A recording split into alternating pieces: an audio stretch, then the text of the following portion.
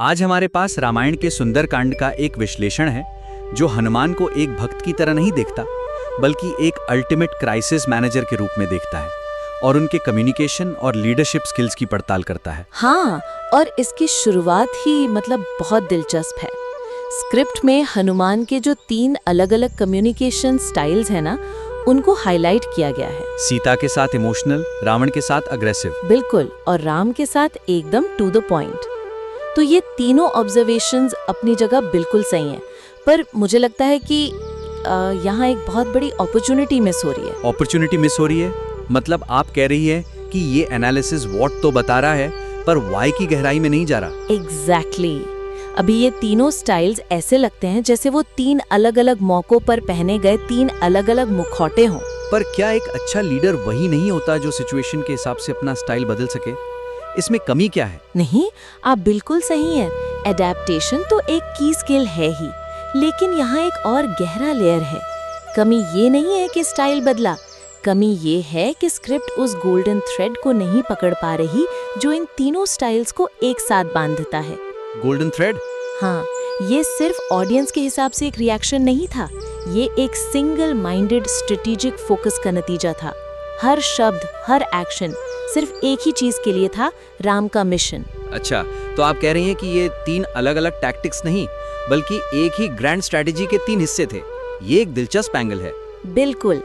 तो इस नजरिए से हम सीता के साथ उनके संवाद को कैसे देखेंगे? स्क्रिप्ट में उसे एम्पैथी कहा गया है, जो कि सही लगता है।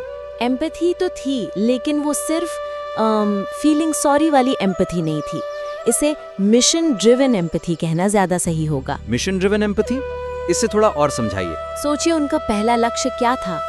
सिर्फ सीता को कंफर्ट देना? नहीं, उनका लक्ष्य था इंटेलिजेंस गैदर करना, उन्हें उम्मीद देना ताकि वो हिम्मत ना हारे, और ये पक्का करना कि वो मिशन के अगले फेज के लिए तैयार हैं।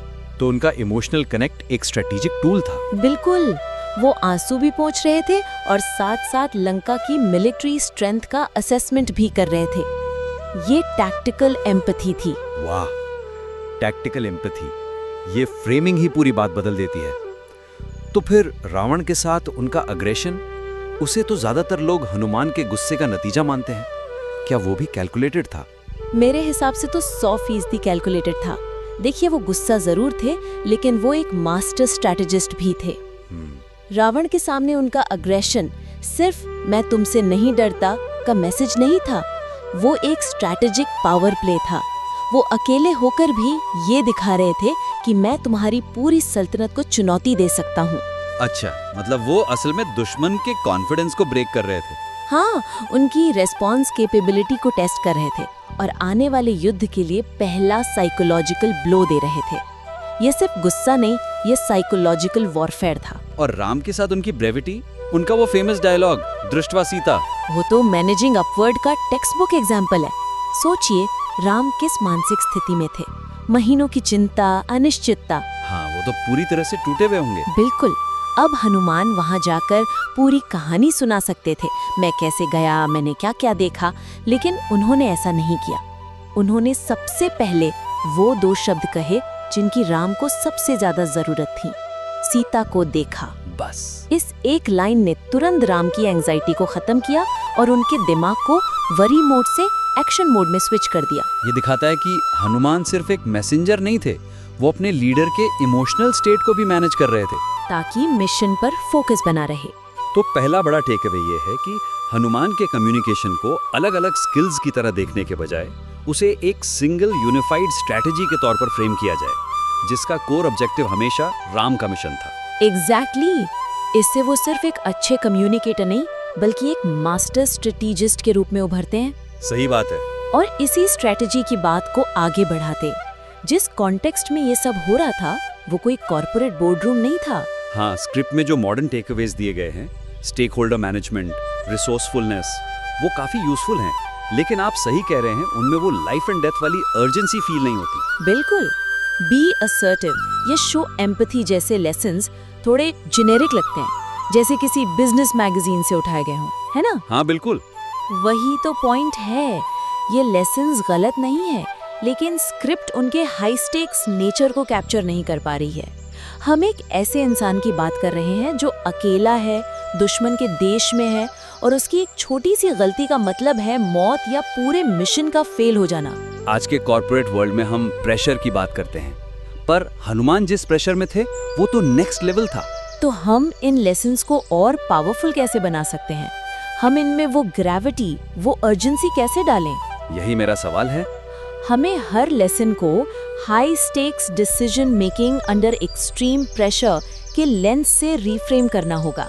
हमें कॉर्पोरेट जार्गन को हटाकर उसे रियल वर्ल्ड क्राइसिस से जोड़ना होगा। ठीक है, तो बी असर्टिव वाले लेसन को हम इस नए फ्रेम में कैसे फिट करेंगे? देखिए, बी असर्टिव के बजाय लेसन होना चाहिए strategic confrontation, how to project power when you are outnumbered. अच्छा, ये सिर्फ मजबूत होने के बारे में नहीं है, ये तब ताकत दिखाने के बारे में है जब आपके पास कोई बैकअप नहीं है। ये उस स्टार्टअप फाउंडर के लिए एक लेसन है जो एक इंडस्ट्री जायंट के सामने खड़ा है, या उस निगोशिएटर के लिए जो एक मुश्किल डील में फंसा है। ये बहुत पावरफुल है। आप अपनी बॉडी लैंग्वेज, अपनी टोन और अपने चुने हुए शब्दों से कैसे एक ऐसी प्रेजेंस बनाते हैं जो आपकी असल ताकत से कहीं ज्यादा बड़ी लगे। हनुमान ने रावण की भरी सभा में यही किया था। और क्लैरिटी वाले लेसन का क्या, जो उन्होंने राम को रिपोर्ट करते समय दिखाई? उससे भी हम रीफ्रेम कर सकते हैं। क्लैरिटी के बजाय लेसन है managing upward in a crisis, how to deliver critical news to preserve leadership morale. Leadership का मनोबल बनाए रखने के लिए। हाँ, हनुमान ने सिर्फ फैक्ट्स रिपोर्ट नहीं किए, उन्होंने इन्फॉर्मेशन को इस तरह पैकेज किया कि उनके लीडर को शॉक से निकालकर एक्शन में लाया जा सके। उन्होंने पहले गुड न्यूज दी, दृष्टवा सीता, और फिर डिटेल्स। आज के मैनेजर्स के लिए ये एक बहुत बड़ा सबक है। जब कोई प्रोजेक्ट फेल होता है या कोई क्राइसिस आती है, तो आप अपने सीईओ को कैसे रिपोर्ट करते हैं? बिल्कुल, क्या आप पैनिक फैलाते हैं या आप इस तरह से कम्युनिकेट करते हैं कि लीडरशिप तुरंत सॉल्यूशन मोड में आ जाए? तो बेसिकली हर लेसन को उस संकट की आग से जोड़ना है जिसमें वो बना था। प्रिसाइसली। इससे ऑडियंस को समझ आएगा कि ये सिर्फ बिजनेस स्कूल थियोरीज नहीं है, बल्कि बैटल टेस्टेड प्रिंसिपल्स हैं जो एक्सट्रीम प्रेशर में भी काम करते हैं। बिल्कुल, ये बदलाव इस एनालिसिस को गुड एडवाइस से उठाकर अनफॉरगेटेबल विजडम के लेवल पर ले जाएगा। ठीक है, तो हमने कम्युनिकेशन को एक यूनिफाइड स्ट्रैटेजी के तौर पर देखा और लेसन्स को हाई स्टेक्स कॉन्टेक्स्ट में डाला। अब तीसरे पॉइंट पर आते हैं। स्क्रिप्ट में स्वॉट एनालिसिस और सप्लाई चेन डिसरप्शन जैसे मॉडर्न टर्म्स का इस्तेमाल किया गया है, जो काफी क्रिएटिव है। हाँ, ये एक शानदार शुरुआत है। ये दिखाता है कि ये प्रिंसिपल्स कितने टाइमलेस हैं।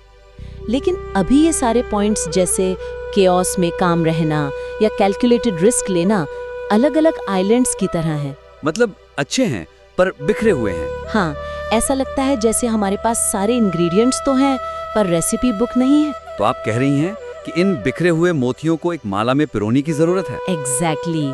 क्या हो अगर हम इन अलग-अलग एनालिसिस को एक single step by step crisis response model में बदल दें?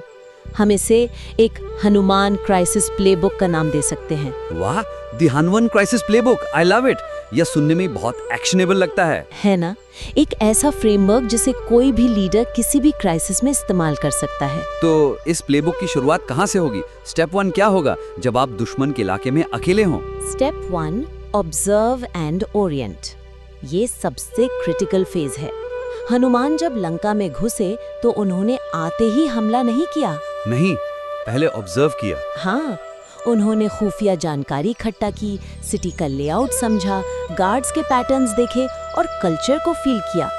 मॉडर्न टर्म्स में कहें तो उन्होंने एक कॉम्प्रिहेंसिव स्वॉट एनालिसिस किया। अपनी स्ट्रेंथ, असीम शक्ति, वीकनेस, अकेले होना, अपॉर्चुनिटीज, विभीषण जैसा कोई एलाई मिल सकता है, और थ्रेट्स, रावण की सेना। आज के क्राइसिस मैनेजर के लिए इसका मतलब है क्राइसिस में जंप करने से पहले take a pause, data gather करो, सिचुएशन को एसेस करो और फिर अपना मूव प्लान करो। बिल्कुल, इट्स लाइक मार्केट एंट्री। आप सीधे प्रोडक्ट लॉन्च नहीं करते, पहले मार्केट रिसर्च करते हैं, कंपटीशन को समझते हैं, की प्लेयर्स को आइडेंटिफाई करते हैं। Okay, so step 1 is reconnaissance. इसके बाद स्टेप 2, आइडेंटिफाई एंड एंगेज की stake holders.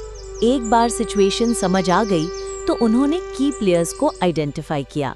Sita primary objective थी, रावण मेन एडवर्सरी था और विभीषण एक पोटेंशियल एलाय। और हर स्टेक होल्डर के लिए उनकी एंगेजमेंट स्ट्रेटजी बिल्कुल अलग थी। बिल्कुल, सीता के साथ एम्पैथी, रावण के साथ अग्रेशन और विभीषण के साथ डिप्लोमेसी। ये प्लेबुक हमें सिखाती है कि क्राइसिस में one size fits all communication नहीं चलता। आपको अपने की स्टेक होल्डर्स को पहचानना होगा और हर एक के लिए टेलर्ड अप्रोच अपनानी होगी। सही बात। लेकिन विभीषण से एंगेज करना तो एक बहुत बड़ा लिस्ट था, है ना? वो रावण का भाई था, वो एक ट्रैप भी हो सकता था। ये प्लेबुक में कैसे फिट होता है? ये दिखाता है कि स्टेक होल्डर एंगेजमेंट में कैलकुलेटेड रिस्क लेना पड़ता है। हनुमान ने विभीषण की बॉडी लैंग्वेज, उसकी रेपुटेशन और उसके शब्दों का एनालिसिस किया और एक कैलकुलेटेड बेट लिया। तो क्राइसिस में कभी-कभी आपको अनएक्सपेक्टेड एलाइज खोजने के लिए कन्वेंशनल बाउंड्री से बाहर जाना पड़ता है। Exactly. Okay, I see. So observe then engage, what's next? जाहिर है लंका दहन। Yes, but it's crucial how we frame it. Step 3, execute strategic disruption. Strategic disruption? हाँ, लंका दहन सिर्फ गुस्सा या बदला नहीं था, वो एक सोचा समझा स्ट्रेटेजिक मूव था। इसके कई ऑब्जेक्टिव थे। पहला, साइकोलॉजिकल इम्पैक्ट, दुश्मन के दिल में खौफ पैदा करना। दूसरा?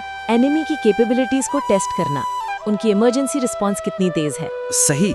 तीसरा, सप्लाई चेन डिस्ट्रप्शन। उन्होंने अशोक वाटिका को क्यों उजाड़ा? क्योंकि वो एक सिंबल था। उन्होंने की मिलिट्री एसेट्स को टारगेट किया। और चौथा? अपनी सेना को एक पावरफुल मैसेज भेजना कि एनिमी इनविंसिबल नहीं है। ये केओस नहीं था, ये कंट्रोल्ड केओस था। बिल्कुल, ये फ्रेमिंग बहुत पावरफुल है। ज्यादातर लोग इसे सिर्फ एक गुस्से भरी कार्रवाई के रूप में देखते हैं, लेकिन आप कह रही हैं कि एक मल्टी लेयर्ड मिलिट्री ऑपरेशन था। So what's the final step in the playbook? Step 4, report with precision and enable action. मतलब डीब्रीफिंग। हाँ, मिशन तब तक खत्म नहीं होता जब तक आप सक्सेसफुली डीब्रीफ ना कर दें। हनुमान वापस आए और जैसा हमने पहले डिस्कस किया, उन्होंने लंबी चौड़ी कहानी नहीं सुनाई, सिर्फ 2 शब्द, दृष्टवा सीता। ये प्रिसिजन रिपोर्टिंग है। क्राइसिस के बाद लीडरशिप को इमोशनल स्टोरीज नहीं, एक्शनेबल इंटेलिजेंस चाहिए होती है। बिल्कुल, उन 2 शब्दों ने मिशन कंप्लीट का सिग्नल दिया, टीम का मोराल बूस्ट किया और लीडरशिप को नेक्स्ट फेज यानी युद्ध की प्लानिंग के लिए तुरंत इनेबल कर दिया। तो ये प्लेबुक असल में हनुमान की पूरी जर्नी को एक मैनेजमेंट मास्टर क्लास में बदल देती है। Observe, engage, disrupt and report. ये इतना सिंपल और इतना प्रोफाउंड है। बिल्कुल, ये अलग अलग घटनाओं के कलेक्शन को एक कोहेरेंट रिपीटेबल प्रोसेस में बदल देता है।